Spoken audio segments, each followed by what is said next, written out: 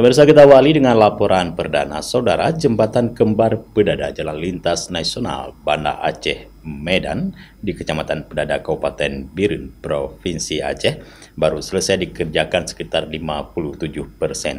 Anggota DPR RI Komisi 5 Ruslan Daud meminta pengerjaan pembangunan jembatan tersebut agar dipacu supaya dapat bermanfaat bagi masyarakat yang melintasi kawasan tersebut.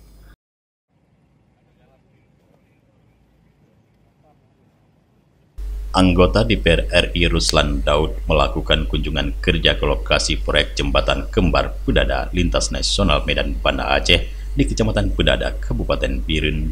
Kunjungan tersebut untuk memantau langsung jalannya proses pembangunan proyek tersebut yang dikerjakan oleh salah satu kontraktor Kabupaten Biren. Menurut amatan Ruslan, proses pembangunan jembatan kembar rangka baja Lintas Nasional Banda Aceh Medan di Kecamatan Pedada tersebut telah rampung sekitar 57% dan kini terus diburu untuk penyelesaian 43% lagi selama dalam kurun waktu 6 bulan. Menurut Ruslan, pengerjaan pembangunan jembatan rangka baja kembar itu sudah dibangun selama 2 tahun dengan sistem multi-year, anggaran bersumber dari APBN mencapai 89 miliar rupiah lebih.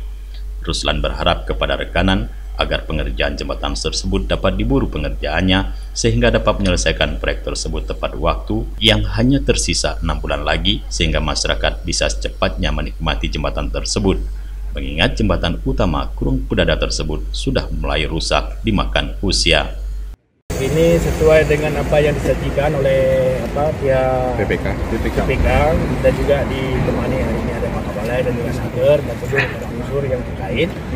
Jadi alhamdulillah ini sudah 53%, masih sisa 53%. Jadi yang sudah dilaksanakan ini 57%. Tapi dengan kondisi 53% ini, dengan sisa waktu lebih kurang 6 bulan lagi, ini saya sudah cek tadi, saya tanya secara satu persatu, ini insya Allah bisa disempurnakan sesuai dengan kontrak yang akan mati bulan.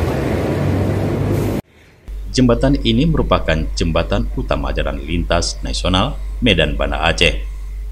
Dari Biren, Tim Liputan Aceh TV melaporkan.